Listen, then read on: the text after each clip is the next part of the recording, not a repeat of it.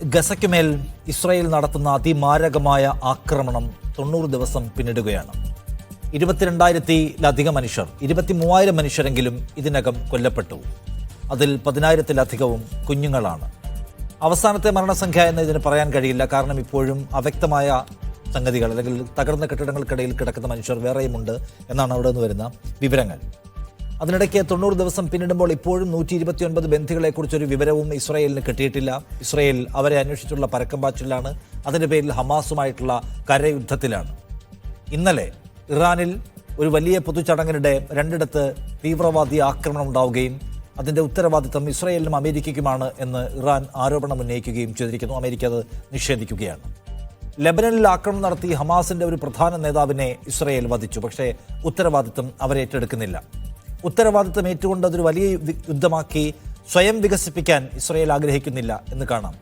പക്ഷേ എന്നാൽ ഇതിന് കർശനമായ തിരിച്ചടി നൽകും എന്ന് ലെബനൻ ആവർത്തിച്ച് മുന്നറിയിപ്പ് നൽകുന്നു. ലെബനൻ എന്ന് വെച്ചാൽ ഹിസ്ബുള്ള ആവർത്തിച്ച് മുന്നറിയിപ്പ് നൽകുകയാണ്. ഇറാനും കുറച്ചുകൂടി കടുത്ത ഭാഷയിൽ ഇടവേളയ്ക്ക് ശേഷം വീണ്ടും ഈ കോൺഫ്ലിക്റ്റിൽ ഇടപെടുന്നുണ്ട് എന്നതും ഇപ്പോൾ ദൃശ്യമാണ്. 90 ദിവസം പിന്നിടുമ്പോൾ, 3 മാസം പിന്നിടുമ്പോൾ ഗസയ്ക്കുമേൽ ഇസ്രായേൽ നടത്തുന്ന യുദ്ധം ഗസയ്ക്ക് പുറത്തേക്ക് വികസിക്കുകയാണ്. മേഖലയിലെ യുദ്ധമായി ഒരിക്കലും അതിനെ വികസിപ്പിക്കാൻ ഞങ്ങൾ ആഗ്രഹിക്കുന്നില്ല എന്ന് ആവർത്തിച്ചാണ് ഇടുന്ന അമേരിക്ക. പക്ഷേ കാര്യങ്ങൾ കൈവിട്ടു പോകുന്നതിന് സാക്ഷിയാവുകയാണ്. നമ്മൾ ഈ വിഷയങ്ങൾ സംസാരിക്കുകയാണ് ഇന്ന്. എന്നോടൊപ്പം ഈ ചർച്ചയിലുള്ളത് മുൻ അമേരിക്കൻ ഐക്യരാഷ്ട്രസഭ ഡിപ്ലോമാറ്റും അക്കാഡമിക്കുമായ ശ്രീ അമീർ പിച്ചൻ, ഒപ്പം ശ്രീ താജ് ആലുവ, വിദേശകാര്യ വിദഗ്ധൻ, മാധ്യമ പ്രവർത്തകൻ എന്നിവരാണ്. ഒപ്പം മറ്റ് ചില ആളുകളെ കൂടി നമ്മൾ ഈ ചർച്ചയിൽ പ്രതീക്ഷിക്കുന്നുമുണ്ട്. ആദ്യം ഡോക്ടർ അമീർ പിച്ചൻ, ഇപ്പോൾ 90 ദിവസം പിന്നിടുമ്പോൾ ഇതിനകത്തൊരു വളരെ മേജർ ചേഞ്ചസ് സംഭവിക്കാൻ പോകുന്നുണ്ട് ഈ കോൺഫ്ലിക്റ്റിനകത്ത്. അതിനകത്ത് കൂടുതൽ സ്റ്റേക്ക് ഹോൾഡേഴ്സ് വരാൻ പോവുകയാണ് എന്നൊക്കെ തോന്നുന്നുണ്ടോ? 90 ദിവസം പിന്നിടുമ്പോൾ ഇവിടെ നമ്മൾ ശ്രദ്ധിക്കേണ്ടെങ്കിൽ പറയപ്പെടേണ്ട ചില കാര്യങ്ങൾ. ഒന്നാമതായിട്ട്, ഇതൊരു മേജർ വാറാക്കി മാറ്റാൻ, ഒരു റീജിയണൽ കോൺഫ്ലിക്റ്റ് ഒരു റീജിയണൽ വാറാക്കി മാറ്റാൻ ഇതിൽ കൂടുതൽ താല്പര്യം കാണിക്കുന്നത് ഇപ്പോ ഇസ്രായേലാണ്. കേൾക്കാമെന്ന് തോന്നുന്നില്ലേ ഞാൻ പറയുന്നത്? ഓക്കെ. അപ്പൊ അതുകൊണ്ട് ഇത് ഒരു ഇസ്രായേലി വാർ, അല്ലെങ്കിൽ കൂടുതൽ പറയാണെങ്കിൽ ഒരു നെതന്യാഹു വാർ, അങ്ങനെയാണ് ഇപ്പൊ ഇതിനെ കാണേണ്ടിയിരിക്കുന്നത്. കാരണം ഇപ്പൊ എന്താന്ന് വെച്ച് കഴിഞ്ഞാൽ, ഈ മറ്റുള്ള വിദേശ ശക്തികൾ including US doesn't want this to be a global war. പക്ഷേ ഇസ്രായേലിനെ സംബന്ധിച്ചിടത്തോളം, എസ്പെഷ്യലി നെതന്യാഹുവിനെ സംബന്ധിച്ചിടത്തോളം, he wants to be this a global war. അതിന് പ്രധാന ഒരു കാരണം എന്താണെന്ന് വെച്ചാൽ, അതുകൊണ്ടാണ് കുറെ ഇൻസ്റ്റിഗേഷൻ നടക്കുന്നത്. വീണ്ടും ഈ ലബനോനിൽ പോയിട്ട് ഒരു ഹമാസ് ലീഡർ വധിക്കുന്നു, ഡമാസ്കസ് പോയിട്ട് ഒരു ഇസ്രായേലി ഡെപ്യൂട്ടി മിലിറ്ററി ലീഡർ വധിക്കുന്നു. പിന്നെ ഇപ്പൊ അടുത്ത് നടന്ന ഈ ബോംബിങ് ഇൻ ഇറാൻ, അത് ഇസ്രായേലാണോ ഈ മറ്റുള്ള ഏതെങ്കിലും ഏജൻസ് ആണോ എന്നുള്ളത് it is still under confusion. There is no clear evidence for that. പക്ഷെ അവർ പല പേരിലേക്കും പല ഭാഗത്തേക്കും അതിനെ വിരൽ ചൂണ്ടുന്നുണ്ട്. പക്ഷെ ഈ വാർ വികസിപ്പിക്കണം എന്തിനാന്ന് വെച്ച് കഴിഞ്ഞാൽ, നെതന്യാഹുവിനെ സംബന്ധിച്ചിടത്തോളം ഇപ്പോൾ all the focus is on Gaza. ഗാസയിലുള്ള ഹ്യൂമാനിറ്റേറിയൻ ക്രൈസിസ്, അവിടെ നടക്കുന്ന എത്നിക് ക്ലീൻസിങ്, ഇൻഡിസ്ക്രിമിനേറ്റ് ബോംബിങ്, അതുകൊണ്ട് നടക്കുന്ന ആ വലിയ ഒരു പരാധീനത, ജനങ്ങളുടെ കഷ്ടകാലം, ഈ വേൾഡ് മീഡിയ കൂടുതലും അവിടെ ഫോക്കസ് ചെയ്തുകൊണ്ടിരിക്കുകയാണ്. നെതന്യാഹുവിനെ സംബന്ധിച്ചിടത്തോളം he want to extermination and forcibly expelling the people out of Gaza എന്നുള്ളൊരു ലെവലിലേക്കാണ് പുള്ളി മൂവ് ചെയ്തുകൊണ്ടിരിക്കുന്നത്. അപ്പൊ ഇവിടെ ഒരു റീജിയണൽ വാറാക്കി മാറ്റിക്കഴിഞ്ഞാൽ, ഇറാൻ യുദ്ധത്തിൽ വന്നാൽ, അല്ലെങ്കിൽ ഹെസ്ബുള്ള കൂടുതൽ കടുപ്പിച്ചാൽ, അപ്പൊ അതിൽ അമേരിക്ക ഇടപെടും. അപ്പൊ അതുകൊണ്ട് വേൾഡ് ഫോക്കസും ഈ യുദ്ധവും അവർ കുറെ കൂടെ അങ്ങോട്ട് ഫോക്കസ് ചെയ്യും. ആ സമയത്ത് he can do whatever Netanyahu want to do in Gaza എന്നുള്ളത് വേണം കരുതാനകത്ത്. അതുകൊണ്ട് ഇതിൽ കൂടുതലും ഈവൺ ദോ ഇപ്പൊ ഇറാനും ഹെസ്ബുള്ളയും they are taking a very limited approach. ഒരു യുദ്ധത്തിലേക്ക് അവിടെ എടുത്തുനിന്ന് ചാടുന്നില്ല, അല്ലെങ്കിൽ ഒരു മെഷേർഡ് അപ്രോച്ച് ആയിട്ട് പോകുന്നെങ്കിലും അതിലേക്ക് ഡ്രാഗ് ചെയ്യാൻ വേണ്ടിയിട്ട് ഇസ്രായേലിന്റെ ഭാഗത്തുനിന്ന് ഒരുപാട് പ്രൊവക്കേഷൻസ് വന്നുകൊണ്ടിരിക്കുകയാണ് വീണ്ടും. സോ ദാറ്റ് ഇസ്രായേലിനെ സംബന്ധിച്ചിടത്തോളം അവർക്ക് ഗാസയിൽ അവർക്ക് ഫോക്കസ് ചെയ്യാം. ഗാസ വേൾഡ് അറ്റൻഷന്റെ ആ വ്യൂ പോയിന്റിൽ നിന്ന് കുറേശ്ശെ മാറി തുടങ്ങും. അപ്പൊ അവിടെ എന്ത് ക്രൂരത വേണമെങ്കിലും കാണിക്കാം. അതുകൊണ്ട് അവിടുത്തെ പീപ്പിൾ മുഴുവൻ എക്സ്പെൽ ചെയ്യാം എന്നുള്ള ഒരു രൂപത്തിലേക്ക് മാറിപ്പോവുകയാണെന്നുള്ളത് ചിന്തിക്കേണ്ടിയിരിക്കണം. I mean, I have been following this Israeli-Gaza war for decades now. ഇപ്പോ അതുകൊണ്ട് ഇപ്പൊ ഇതാണ് ഇതിന്ന് മനസ്സിലാക്കേണ്ടത് for deeply going and analysing and following the process of war. Okay, ഞാനൊന്ന് പറയാം താങ്കളിലേക്ക്. പി ജെ വിൻസെന്റ് എന്നോടൊപ്പം ഉണ്ട് ടെലിഫോൺ ലൈനിൽ. പി ജെ വിൻസെന്റ്, താങ്കൾ 90 ദിവസം പിന്നിടുന്ന യുദ്ധത്തിന്റെ തുടർ സാധ്യതകൾ എങ്ങനെയാണ് കാണുന്നത്? ആ യുദ്ധം ഒരു റീജിയണൽ എസ്കലേഷനിലേക്ക് നീങ്ങുകയാണ്. അത് വാർ ഓൺ ഗാസയ്ക്ക് നേരെയുള്ള ഇസ്രായേലിലെ യുദ്ധം അത് ഒരു ഘട്ടം കഴിയുമ്പോൾ അവസാനിക്കും എന്ന നിലയിലാണ് നമ്മൾ കരുതിയിരുന്നത്. 2008-ലും 2012-ലും 2014-ലും ഉണ്ടായിട്ടുള്ള ഇസ്രായേലിലെ സൈനിക നടപടി പോലെ ഒരു ഘട്ടം കഴിയുമ്പോൾ അത് യുദ്ധം അവസാനിക്കും എന്ന നിലയിലായിരുന്നു തുടക്കത്തിൽ നമ്മൾ കരുതിയിരുന്നത്. പക്ഷേ ഒരു ലാർജർ അജണ്ട ഇസ്രായേലിനുണ്ട് എന്ന് വ്യക്തമാക്കുന്ന നിലയിലാണ് കാര്യങ്ങൾ നീങ്ങുന്നത്. ഇപ്പോൾ ഹമാസിന്റെ deputy commandant, second in command അറൂരിനെ കൊലപ്പെടുത്തി. അതുപോലെ ഖസം സുലൈമാനിയുടെ മരണം അത് ആദരിക്കാൻ, അദ്ദേഹത്തിന് ആദരം അർപ്പിക്കാൻ വേണ്ടി കൂടിയ ആളുകളിലേക്ക് നടന്ന ബോംബ് സ്ഫോടനത്തിൽ നൂറുകണക്കിന് ആളുകളാണ് കൊല ചെയ്യപ്പെട്ടത്. ആരാണ് ഇതിന് പിന്നിൽ എന്നത് പിന്നീട് ഒരു സ്ഥാപിച്ചെടുക്കേണ്ടുന്ന കാര്യമാണെങ്കിൽ കൂടി അത് സംശയത്തിന്റെ മുന ഇസ്രായേലിലേക്ക് കൂടി നീളുന്നുണ്ട്. ഇതോടൊപ്പം ഇസ്രായേലിന്റെ ചരിത്രത്തിൽ വലിയ തിരിച്ചടി നെതന്യാഹുവിന് നേരിട്ടു കഴിഞ്ഞ ദിവസം സുപ്രീം കോടതി വിധിയിലൂടെ. സുപ്രീം കോടതിയെ, അതായത് മന്ത്രിമാരെടുക്കുന്ന തീരുമാനങ്ങൾ, പാർലമെന്റ് പാസ്സാക്കുന്ന തീരുമാനങ്ങൾ, എക്സിക്യൂട്ടീവിന്റെ തീരുമാനങ്ങൾ ജുഡീഷ്യൽ റിവ്യൂവിന് പോലും അതീതമാക്കി നിർത്തുന്നതിന് വേണ്ടിയിട്ടുള്ള നിയമനിർമ്മാണമാണ് കഴിഞ്ഞ ജൂലൈയിൽ നടത്തിയത്. അത് പക്ഷേ സുപ്രീം കോടതി 15 അംഗ സുപ്രീം കോടതിയുടെ ബെഞ്ച്, അതിൽ 8 പേരും അതിന് എതിരായിട്ടുള്ള അഭിപ്രായം രേഖപ്പെടുത്തി. അതുവഴി അമിതാധികാരം പ്രയോഗിക്കാനുള്ള ഒരു സാധ്യത ഇല്ലാതായി. അഴിമതിയുടെ പേരിൽ വിചാരണ നേരിടുന്ന നെതന്യാഹുവിന് ഒരു താൽക്കാലികമായ ആശ്വാസമാകുമായിരുന്നു ഈ നിയമം പാസ്സാക്കുകയും അത് സുപ്രീം കോടതി അംഗീകരിക്കുകയും ചെയ്തിരുന്നെങ്കിൽ. അപ്പോൾ ഇവിടെ ഒരു ആഭ്യന്തര രംഗത്ത് അദ്ദേഹത്തിന് വലിയൊരു തിരിച്ചടി നേരിട്ടിരിക്കുകയാണ് സുപ്രീം കോടതി വിധിയിലൂടെ. രണ്ടാമത്തെ പ്രധാനപ്പെട്ട കാര്യം, ഇന്നേ വരെ ബന്ദികളെ മോചിപ്പിക്കാനുള്ള ശ്രമം ഇസ്രായേൽ നടത്താത്തത് വലിയ വിമർശനത്തിനിടയാക്കിയിട്ടുണ്ട്. ഏതെങ്കിലും തരത്തിലൊരു മീഡിയേഷൻ ഉണ്ടാവുകയും ഹമാസും ഫലസ്തീൻ ഇസ്ലാമിക് ജിഹാദും അവരുടെ നിയന്ത്രണത്തിൽ വെച്ചിട്ടുള്ള ബന്ദികളെ വിമോചിപ്പിക്കുകയും പകരം ഫലസ്തീനികളായിട്ടുള്ള നിരപരാധികൾ, ഇസ്രായേൽ ജയിലിൽ അടച്ച നിരപരാധികളെ വിട്ടയക്കുകയും താൽക്കാലികമായിട്ട് വെടിനിർത്തൽ പ്രഖ്യാപിക്കുകയും ചെയ്യുന്ന ഒരു കരാറിലേക്ക് എത്തിയാൽ അത് നെതന്യാഹുവിന്റെ അജണ്ട നടപ്പാക്കുന്നതിന് തടസ്സമാകും. അതുകൊണ്ടാണ് ഒരു പക്ഷേ നയതന്ത്ര ഇടപെടലിലൂടെ ബന്ദികളെ മോചിപ്പിക്കാനുള്ള സാധ്യതകൾ ഉണ്ടായിരുന്നിട്ടും അത്തരം സാധ്യതകൾ ഉപയോഗപ്പെടുത്താതെ ഗസയിൽ നിരന്തരമായ അക്രമം നടത്തുന്ന നിലയിലേക്ക് ഇസ്രായേൽ ഇപ്പോൾ ചെയ്തുകൊണ്ടിരിക്കുന്നത്. കഴിഞ്ഞ ദിവസം അവിടുത്തെ പ്രതിരോധ മന്ത്രി പറയുകയുണ്ടായി, ജൂയിഷ് പവർ പോലെയുള്ള അതിതീവ്ര സംഘങ്ങളുണ്ട്, അതിന്റെ പ്രതിനിധികളാണ്. അവിടുത്തെ പ്രതിരോധ മന്ത്രി പറഞ്ഞത്, ഞങ്ങൾ 2005 ശേഷം വീണ്ടും ഗസയിലേക്ക് പ്രവേശിക്കുന്നു, ഗസയിൽ നിന്ന് പോയ ആളുകൾ ആരെയും മടങ്ങി വരാൻ അനുവദിക്കില്ല എന്ന് അദ്ദേഹത്തിന്റെ പ്രസ്താവന പറഞ്ഞു. അപ്പം ഫ്രാൻസും അമേരിക്കയും അടക്കം ഇത്തരം പ്രസ്താവനകൾ ആവില്ല, അത് അംഗീകരിക്കാൻ പറ്റില്ല എന്ന് അതിനോട് പ്രതികരിക്കുകയുണ്ടായി. അപ്പോൾ ഗസയിൽ നിന്ന് ആളുകളെ പുറത്താക്കുകയും ആ പുറത്താക്കിയ പ്രദേശങ്ങൾ കൈവശം നിലനിർത്തി അവിടെ ജൂത അധിവാസ കേന്ദ്രങ്ങൾ ആരംഭിക്കുകയും അത് ഇസ്രായേലിന്റെ ഭാഗമായി ചേർക്കുകയും എന്ന അജണ്ട അവർക്കുണ്ട്. ഗാസയിൽ മാത്രം ഒതുങ്ങി നിൽക്കുന്ന അജണ്ടയല്ല ഇസ്രായേൽ എന്ന് വെച്ചാൽ അവർ കിഴക്കൻ ജെറുസലേമിൽ നിന്ന് അറബികളെ പടിപടിയായി പുറത്താക്കാനുള്ള നടപടികൾ കൂടി ആരംഭിച്ചിരിക്കുന്നു. അപ്പോൾ ഒരു ലാർജർ കോൺസ്പിറസി, ഒരു ലാർജർ അജണ്ട യഥാർത്ഥത്തിൽ നെതന്യാഹു ഗവൺമെന്റിനുണ്ട്.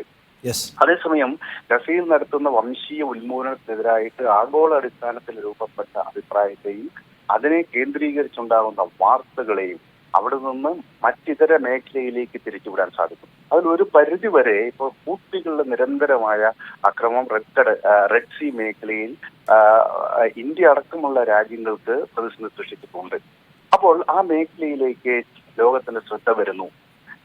അതുപോലെ ഹിസ്ബുള്ളയുമായിട്ടുള്ള ഒരു യുദ്ധമുഖം അവിടെ തുറന്നു കഴിഞ്ഞാൽ സ്വാഭാവികമായിട്ടും അവിടെ ഒരു റീജിയണൽ കോൺഫ്ലിക്റ്റ് ആയി അത് വികസിക്കും. ലെബനനും ഈ യുദ്ധമുഖത്തേക്ക് കടന്നു വരും.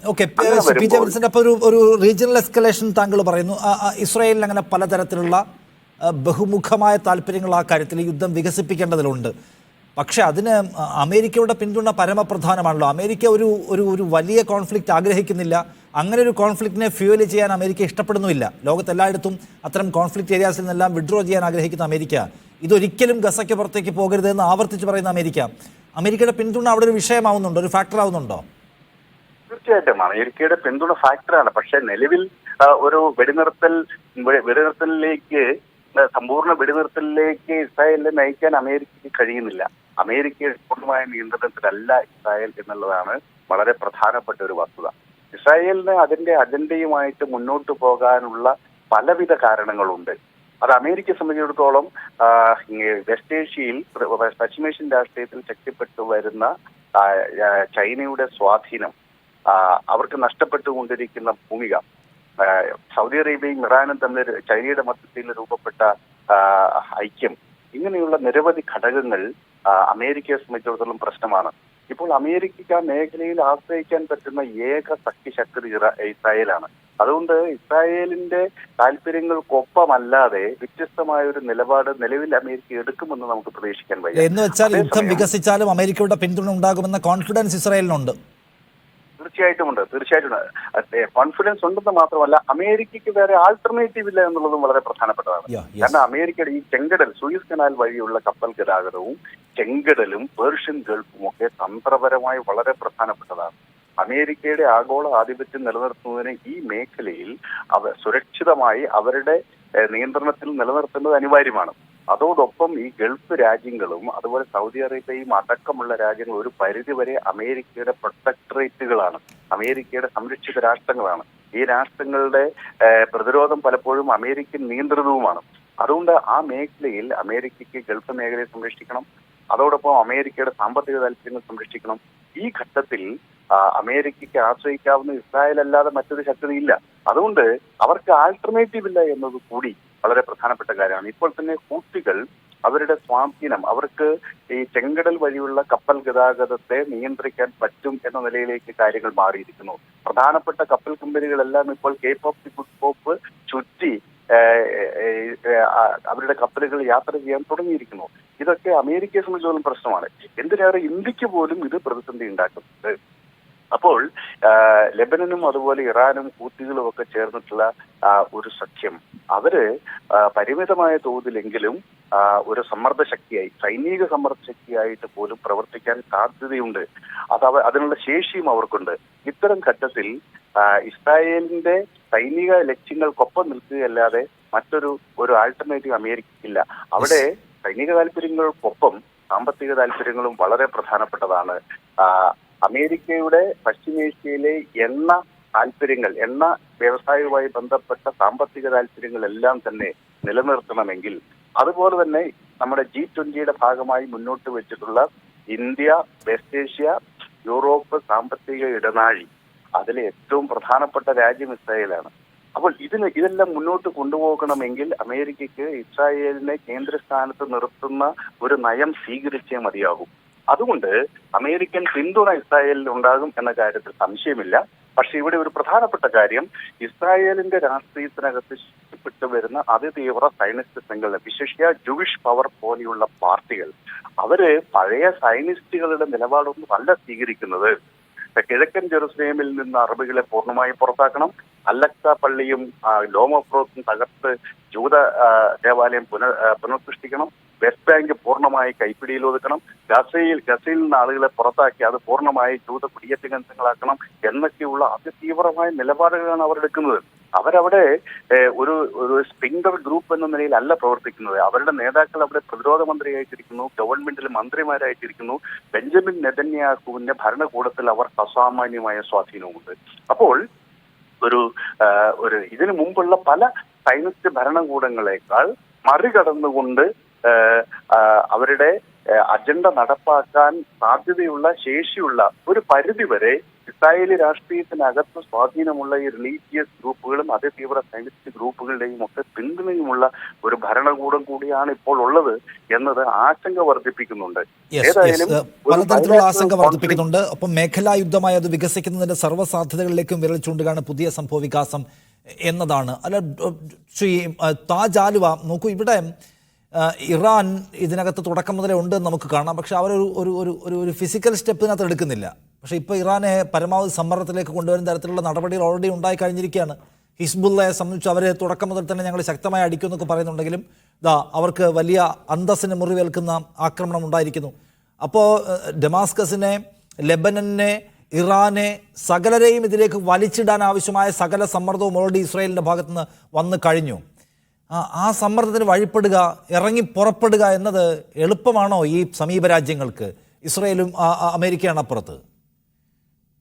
ഇവിടെ നമ്മൾ സുപ്രധാനമായി മനസ്സിലാക്കേണ്ട ഒരു സംഗതി, ഇപ്പോ പ്രത്യേകിച്ച് ഈ സാലിഹ് അൽ അറൂരിയുടെ കൊലപാതകത്തിലേക്ക് നയിച്ച ഒരു സംഗതി എന്ന് പറയുന്നത് പ്രധാനമായും ഒരു സിംബോളിക് വിക്ടറി ഇസ്രായേലിന് ആവശ്യമുണ്ടായിരുന്നു. പ്രത്യേകിച്ച് ബെഞ്ചമിൻ നെതന്യാഹുവിന് ഒരു പ്രതീകാത്മക വിജയം സ്വന്തം ജനങ്ങളുടെ മുമ്പിൽ കാണിക്കാനുള്ള ഒരു വിജയം. അതായത് നേരത്തെ തന്നെ ഒരു രണ്ടാം ഘട്ടം എന്നുള്ള നിലക്ക് നെതന്യാഹു തന്നെ പ്രഖ്യാപിച്ചതാണ്, ഞങ്ങൾ ഹമാസിന്റെ നേതാക്കൾ എവിടെയായിരുന്നാലും, അവർ ലബനാനിലോ ഖത്തറിലോ തുർക്കിയിലോ എവിടെയായിരുന്നാലും ഞങ്ങൾ അവരുടെ പിന്നാലെ ചെന്ന് അവരെ ഇല്ലാതാക്കും, നിശേഷം ഇല്ലാതാക്കും എന്നുള്ളത് ഒരു പ്രഖ്യാപിത നയമായി, ഒരു രണ്ടാമത്തെ ഘട്ടമായി നെതന്യാഹു തന്നെ പ്രഖ്യാപിച്ച ഒരു സംഗതിയാണ്. മൊസാദിനെ അതിന് ചുമതലപ്പെടുത്തിയതായിട്ട് വളരെ വലിയൊരു പ്രഖ്യാപനം വരികയും ചെയ്തു. അപ്പോ ഏറ്റവും തൊട്ടടുത്ത് തന്നെ ഗസയിലെ പരാജയങ്ങളെ മറക്കാൻ, ഗസയിലെ തിരിച്ചടികളെ സ്വന്തം ജനതയ്ക്ക് മുമ്പിൽ മറച്ചു വെക്കാനും, അതുപോലെ ഒരു വിജയം അവർക്ക് ഏതെങ്കിലും അർത്ഥത്തിലുള്ള ഒരു നേട്ടം കാണിച്ചു കൊടുക്കാനും കൂടി വേണ്ടിയിട്ടുള്ള ഒരു സ്റ്റെപ്പായിട്ടാണ് വാസ്തവത്തിൽ ഇപ്പോൾ ലബനാനിൽ ഹമാസിന്റെ ഒരു ഉന്നത നേതാവിനെ അവർ വധിച്ചിരിക്കുന്നത്. പക്ഷെ അതേസമയം അതിന്റെ പ്രത്യാഘാതങ്ങളെ കുറിച്ച്, അതിന്റെ അനന്തര ഫലങ്ങളെ കുറിച്ച് വളരെ കൃത്യമായ ബോധ്യം ഇസ്രായേലിനുണ്ട്, പ്രത്യേകിച്ച് അമേരിക്കക്കുണ്ട്. അമേരിക്കയെ ഇതിന്റെ സമയത്തെക്കുറിച്ച് അറിയിച്ചില്ല എന്ന് മാത്രമേ ഉള്ളൂ, മറിച്ച് ഈ നടപടിയുടെ കാര്യങ്ങളൊക്കെ അമേരിക്കയെ കൃത്യമായിട്ട് കമ്മ്യൂണിക്കേറ്റ് ചെയ്തിട്ടുണ്ട്.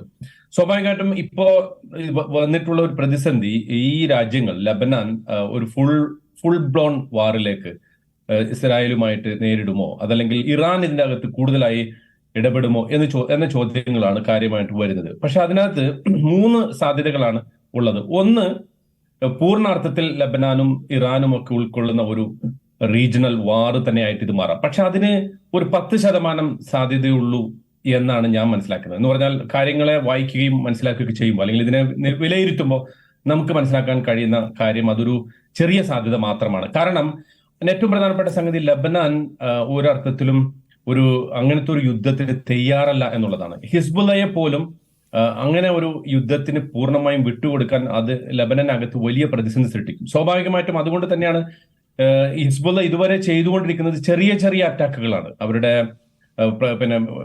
തെക്കൻ മേഖലയിൽ, തെക്കൻ ലബനാനിൽ നിന്ന് ഇസ്രായേലിന്റെ വടക്ക് ഭാഗത്തേക്കുള്ള ചെറിയ ചെറിയ ആക്രമണങ്ങളാണ് നടത്തിക്കൊണ്ടിരിക്കുന്നത്. ആ ഭാഗത്തുള്ള മുഴുവൻ ഏതാണ്ട് 2 ലക്ഷത്തോളം ഇസ്രായേലി കുടിയേറ്റക്കാരെ താൽക്കാലികമായി അവരുടെ ഭവനങ്ങളിൽ നിന്ന് പുറത്താക്കി എന്നത് തന്നെ ഒരു വലിയ വിജയമായിട്ട് ഹസൻ നസറുള്ള അദ്ദേഹത്തിന്റെ ഈ കഴിഞ്ഞതിനു മുമ്പത്തെ പ്രഭാഷണത്തിൽ പറയുകയുണ്ടായി.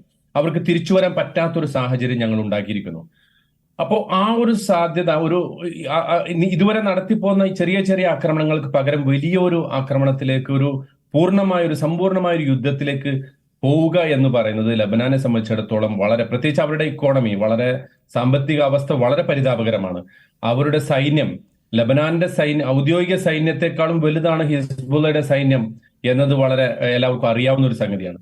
സൈന്യത്തിനെ സംബന്ധിച്ച് ഇപ്പൊ നോക്കൂ, ഈ ബെയ്റൂത്തിൽ നടന്ന ഈ ആക്രമണത്തിൽ അവരുടെ പ്രതിരോധ പിഴവാണ് അവിടെ സംഭവിച്ചിട്ടുള്ളത്. എന്ന് പറഞ്ഞാൽ ആ സുരക്ഷാ പിഴവ് മുതലെടുത്തുകൊണ്ടാണ് ഈ ഡ്രോൺ ആക്രമണത്തിലൂടെ ഇദ്ദേഹത്തെ അൽ അറൂരിയെ വധിച്ചിരിക്കുന്നത്. അപ്പോ ഈ ഒരു സൈന്യം, ലബനന്റെ ഒഫീഷ്യൽ ആർമി ഒരു യുദ്ധത്തിന് ആ അർത്ഥത്തിൽ പൂർണ്ണമായും സജ്ജമല്ല എന്നുള്ളത് വളരെ പ്രധാനപ്പെട്ട ഒരു സംഗതിയാണ്. ആ ഘടകം മുന്നിൽ വെച്ചാൽ തന്നെ ലബനാൻ എന്ന് പറയുന്ന രാജ്യം ഈ യുദ്ധത്തിലേക്ക് പൂർണ്ണമായും വലിച്ചെടുക്കപ്പെടുക അസംഭവ്യമാണ്. ഹിസ്ബുള്ളയെ സംബന്ധിച്ചിടത്തോളവും ഈ ലബനാനിന്റെ ഗവൺമെന്റിനെ, നിലവിലുള്ള ഗവൺമെന്റിനെയും അവിടുത്തെ ജനങ്ങളെയും പ്രതിസന്ധിയിലാക്കിക്കൊണ്ട് ഒരു പൂർണ്ണമായ യുദ്ധത്തിലേക്ക് എടുത്തു ചാടുക എന്നതും പ്രയാസകരമായ ഒരു സംഗതിയാണ്. മാത്രമല്ല നെതന്യാഹുവും അതുപോലെ തന്നെ ഗാലന്റിനും ഒക്കെ അതൊരു അവസരമാണ്. അവർ പറഞ്ഞു കഴിഞ്ഞു, ഞങ്ങൾ ബെയ്റൂത്തിനെ ഗസ പോലെയാക്കും, ഖാൻ യൂനിസ് പോലെ ആക്കും എന്നത് അവർ ആവർത്തിച്ച് പറഞ്ഞുകൊണ്ടിരിക്കുന്ന സംഗതിയാണ്. അപ്പോ തിരിച്ച് ടെല്ലവീവിനെ ഞങ്ങൾ അതുപോലെ ആക്കും എന്നൊക്കെ ഹിസ്ബുള്ള പറയുന്നുണ്ടെങ്കിൽ കൂടി അതൊരു പ്രാക്ടിക്കലി നമ്മൾ ചിന്തിക്കുമ്പോൾ ഹിസ്ബുള്ളയെ സംബന്ധിച്ചിടത്തോളം ഈ ഒരു സന്ദർഭത്തിൽ സ്വന്തം രാജ്യത്തെയും ജനങ്ങളെയും അപകടത്തിലാക്കിക്കൊണ്ട് അങ്ങനത്തെ ഒരു യുദ്ധത്തിലേക്ക് പോകാനുള്ള സാധ്യത കുറവാണ്. രണ്ടാമത്തെ ഒരു സാധ്യത, ഈ നേരത്തെ തന്നെ നിലവിലുള്ള പിന്നെ അതായത് ഇറാൻ പിന്തുണക്കുന്ന കക്ഷികൾ, ഹിസ്ബുള്ള, അതുപോലെ തന്നെ ഹൂത്തികൾ, യമനിലെ ഹൂത്തികൾ, അതുപോലെ ഇറാഖിലെ ഷിയ മിലീഷ്യകൾ, സിറിയയിലെ ഷിയ മിലീഷ്യകൾ, ഇവരൊക്കെ ഉപയോഗപ്പെടുത്തിക്കൊണ്ട് ഇപ്പോഴുള്ള യുദ്ധത്തെ കുറച്ചുകൂടി ഒന്ന് വർദ്ധിപ്പിക്കുക, അതായത് കുറച്ചുകൂടി അതിന്റെ കനം കൂട്ടുക. പ്രത്യേകിച്ച് ചില ടാർഗറ്റഡ് സംഗതികൾ, ഉദാഹരണത്തിന് ഇസ്രായേലിലെ തന്നെ ചില പ്രധാനപ്പെട്ട കേന്ദ്രങ്ങളെ ലക്ഷ്യമാക്കി കുറച്ചുകൂടി ശക്തമായ മിസൈൽ ആക്രമണങ്ങളും അതുപോലെ തന്നെ ഡ്രോൺ അറ്റാക്കുകളൊക്കെ സംഘടിപ്പിക്കുക. അതുപോലെ കുടിയേറ്റ കേന്ദ്രങ്ങളിൽ പ്രത്യേകമായി ബോംബിടാൻ പറ്റുന്ന രൂപത്തിലുള്ള അത്തരം ആക്രമണങ്ങൾ, ഇത് കുറച്ചുകൂടി വർദ്ധിപ്പിക്കുക എന്നതാണ് രണ്ടാമത്തെ സാധ്യത. മൂന്നാമത്തെ ഒരു സാധ്യത മറ്റ് രാജ്യങ്ങളെ കൂടി കൂട്ടി, അതായത് എല്ലാ അർത്ഥത്തിലും പൂർണ്ണമായിട്ടും ഹിസ്ബുള്ളയും ഇറാനും സിറിയയും ഒക്കെ അടങ്ങുന്ന വലിയൊരു യുദ്ധം. ആ ഒരു യുദ്ധത്തെ ഈ ഗവൺമെന്റുകൾ, പ്രത്യേകിച്ച് ഇറാൻ ഗവൺമെന്റ് തന്നെ അത് ആഗ്രഹിക്കുന്നില്ല എന്ന് നമുക്ക് കാണാൻ കഴിയും. കാരണം എന്താ വെച്ചാൽ ഇറാൻ ഇപ്പോ അവരുടെ തന്നെ ഒരു കമാൻഡറെ സിറിയയിൽ വധിച്ചതിന് ശേഷം, ഒരു മിലിറ്ററി അഡ്വൈസറെ വധിച്ചതിന് ശേഷം ഞങ്ങൾ ആക്രമിക്കുമെന്ന് പറയുന്നുണ്ടെങ്കിൽ കൂടി ആ ഒരു സ്റ്റെപ്പിലേക്ക് അവർ വരുന്നില്ല. കാരണം അതിന് പല കാരണങ്ങളുണ്ട്. ഒന്നാമത് ചൈനയും പിന്നെ ചൈനയുടെ മധ്യസ്ഥതയിൽ സൗദി അറേബ്യയുമൊക്കെ ആയിട്ട് ഇറാൻ നടത്തിയിട്ടുള്ള നേരത്തെ ഇവിടെ സൂചിപ്പിക്കപ്പെട്ടതുപോലെ വ്യാപാര കരാറുകൾ, അതുപോലെ തന്നെ അവരുടെ മറ്റ് നയതന്ത്ര കരാറുകൾ, ഇതൊക്കെ മുന്നിൽ വെച്ചിട്ട് ഒരു മേഖലാ യുദ്ധമായി ഇത് വികസിക്കുമ്പോൾ പലതരത്തിലുള്ള താല്പര്യങ്ങൾക്ക് അപകടങ്ങൾ ഉണ്ടാകുന്നു എന്ന് ഈ രാജ്യങ്ങളൊക്കെ മുൻകൂട്ടി കാണുന്നുണ്ട്. ബഷാർ അൽ അസദിനെ സംബന്ധിച്ച് സിറിയയിൽ ആ അർത്ഥത്തിൽ മറ്റൊരു യുദ്ധത്തിലേക്ക്, അവരുടെ ആഭ്യന്തര യുദ്ധം തന്നെ അവസാനിച്ചിട്ടില്ല, മറ്റൊരു യുദ്ധത്തിലേക്ക് പോവുക എന്ന് പറയുന്നത് ആത്മഹത്യാപരമാണ്. അപ്പോൾ ഇതെല്ലാം മുന്നിൽ വെച്ചിട്ട് നമുക്ക് കാണാൻ സാധിക്കുന്ന ഒരേ ഒരു സാധ്യത, നിലവിൽ ഹിസ്ബുൾ എന്താണോ ചെയ്തുകൊണ്ടിരിക്കുന്നത്, ഹൂത്തികൾ എന്താണോ ചെയ്തുകൊണ്ടിരിക്കുന്നത്, ഇറാഖിലെയും സിറിയയിലെയും ഷിയ പിന്തുണയുള്ള അല്ലെങ്കിൽ ഇറാൻ പിന്തുണയുള്ള മിലീഷ്യകൾ എന്താണോ ചെയ്തുകൊണ്ടിരിക്കുന്നത്, അതിനൊരു കുറച്ചുകൂടി ഒന്ന് കനപ്പിക്കുക എന്ന ഒരു സാധ്യതയ്ക്കാണ് ഇപ്പോൾ നമുക്ക് മുൻഗണന കൽപ്പിക്കാൻ തോന്നുന്നത് എന്നാണ് എനിക്ക് തോന്നുന്നത്. കാരണം അതിന്റെ നേരത്തെ ഈ പറഞ്ഞ കാരണങ്ങളാൽ. അതേ സന്ദർഭത്തിൽ ഇത് നോക്കൂ, ഇവിടെ ഡോക്ടർ താജ്, അതായത് ഇപ്പൊ നോക്കൂ, ഇതിനകത്ത് ഇപ്പോ ഒരു മേഖലാ യുദ്ധമായി വികസിക്കാനുള്ള സാധ്യത തുലവും തുച്ഛമാണ് എന്ന് താങ്കൾ വളരെ വാലിഡ് ആയിട്ടുള്ള റീസൺസ് മുന്നിൽ വെച്ചുകൊണ്ട് സമർത്ഥിക്കുകയാണ്. എന്ന് വെച്ചാൽ ഇനിയിപ്പോൾ അവശേഷിക്കുന്നത് ഈ പറയുന്ന മിലീഷ്യകളെ കൈകാര്യം ചെയ്യലാണ്, ഹിസ്ബുള്ള ആൻഡ് ഹൂത്തീസ്. അവരെ അമേരിക്ക, ഇസ്രായേൽ അവർക്ക് ആലോചിച്ച് തീർക്കാവുന്നതേ ഉള്ളൂ. എന്ന് വെച്ചാൽ അവരെ ഡിഫ്യൂസ് ചെയ്യാൻ കഴിയുന്നതേ ഉള്ളൂ. ഈ ചെങ്കടൽ ഇഷ്യൂ ഒക്കെ പരിഹരിക്കാം. അവർ അതിനകത്ത് ഓവർ സ്റ്റെപ്പ് ചെയ്യാത്തതിൻ്റെ കാരണം ഇറാൻ അതിനകത്ത് എന്തെങ്കിലും പൊസിഷൻ എടുക്കുമോ എന്ന ഭയം കൊണ്ടൊക്കെയാണല്ലോ. ഇറാൻ അതിന് കഴിയില്ല എന്ന് വെച്ചാൽ, സോ ഇതിനെതിരായിട്ട് ഉയർന്നു വരുന്ന റെസിസ്റ്റൻസിന്റെ കനം കുറഞ്ഞേ വരികയാണെന്ന് വിചാരിക്കേണ്ടത്, അതല്ലേ യാഥാർത്ഥ്യം?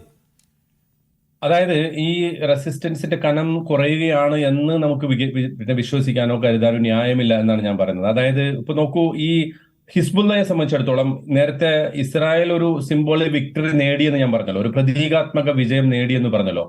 അതുപോലത്തെ ഒരു പ്രതീകാത്മക വിജയം അവർക്ക് അത്യാവശ്യമാണ്. പ്രത്യേകിച്ച് ഹിസ്ബുള്ളയുടെ സ്ട്രോങ് ഹോൾഡിൽ വന്നിട്ട്, അവരുടെ ഏറ്റവും സ്വാധീനമുള്ള ഒരു മേഖലയിൽ വന്നിട്ടാണ് ഇപ്പോ ഇസ്രായേലി ഡ്രോൺ ആക്രമണം നടത്തിയിട്ടുള്ളത്. അതുപോലെ തന്നെ ഹമാസിന്റെയും ഹിസ്ബുള്ളയുടെയും ഇറാന്റെയും ഒക്കെ ഇടയിൽ ഏറ്റവും പ്രധാനപ്പെട്ട ഒരു യൂണിഫൈങ് ഫോഴ്സ് ആയിട്ട് വർത്തിച്ച, ഒരു മീഡിയേറ്ററൊക്കെ ആയിട്ട് വർത്തിച്ച ആളാണ് ഈ സാലിഹ് അൽ അറൂറി എന്ന് പറയുന്ന, പിന്നെ ഹമാസിന്റെ സെക്കൻഡ് ഇൻ കമാൻഡ്, പൊളിറ്റിക്കൽ ബ്യൂറോയുടെ സെക്കൻഡ് ഇൻ കമാൻഡ് എന്ന് പറയുന്നത്. അതുപോലെ തന്നെ ഈ അൽ ഖസം ബ്രിഗേഡ്സിന്റെ തന്നെ സ്ഥാപകരിൽ ഒരാൾ കൂടിയാണ് അദ്ദേഹം. അപ്പോ അദ്ദേഹത്തിന്റെ വധം ശരിക്കും ഹമാസിനെ സംബന്ധിച്ചിടത്തോളം അത്തരം വധങ്ങൾ, ഈ ടാർഗറ്റഡ് അസാസിനേഷൻ എന്ന് പറയുന്നത് പുത്തരിയുള്ള ഒരു സംഗതിയില്ല. ഏതാണ്ട് 3000 അത്തരം അസാസിനേഷൻസ് ഇസ്രായേൽ അതിന്റെ തുടക്കം മുതൽ ഇതുവരെ നടത്തിയിട്ടുണ്ട്. സ്ഥാപകരെ തന്നെ, അതിന് ഏറ്റവും പ്രധാനപ്പെട്ട സ്ഥാപക നേതാവിനെ തന്നെ വധിച്ചിട്ടുണ്ട്. അപ്പോൾ ഒരാള് പോകുമ്പോൾ അടുത്ത ആള് വരാനുള്ള ഒരു സ്ട്രാറ്റജിക് പ്ലാൻ ഹമാസിന്റെ അടുത്തുണ്ട്. അത് ഹമാസ് എന്ന് പറയുന്ന ഒരു സംഘടനയെ സംബന്ധിച്ചിടത്തോളം ഒരർത്ഥത്തിൽ നഷ്ടമല്ലെങ്കിൽ കൂടി ഇങ്ങനെ ഒരു വിജയം നേടി നിൽക്കുന്ന, അല്ലെങ്കിൽ ഗസയിൽ വളരെ ശക്തമായ ചെറുത്തുനിൽപ്പ് സംഘടിപ്പിക്കുന്ന ഒരു ഘട്ടത്തിൽ ഇസ്രായേൽ നേടുന്ന അവർ മുന്നോട്ട് വെച്ച ഈ ഒരു ഭീഷണി, അല്ലെങ്കിൽ അവർ ഇനി അടുത്തത് ഇസ്മായിൽ ഹനിയാണ്, ഖാലിദ് മിഷലാണ് എന്നൊക്കെ പറഞ്ഞിട്ട് കൂടുതൽ ഭീഷണിപ്പെടുത്തുമ്പോൾ ഇപ്പോ ഹമാസിനും ഹിസ്ബുള്ളക്കും ഒക്കെ നിർബന്ധമായ ഒരു സംഗതി, ഈ വിഷയത്തിൽ ഒരു പ്രതിക്രിയ ഞങ്ങൾ ചെയ്തു, ഒരു പണിഷ്മെന്റ് എന്നുള്ള നിലക്ക് ഇസ്രായേലിന് എന്തെങ്കിലും തങ്ങൾ ചെയ്തു എന്ന് വരുത്തി തീർക്കുക വളരെ അനിവാര്യമായിട്ടുള്ള സംഗതിയാണ്. ഹിസ്ബുള്ളയെ സംബന്ധിച്ചിടത്തോളം അതൊരു അഭിമാന പ്രശ്നം കൂടിയാണ്.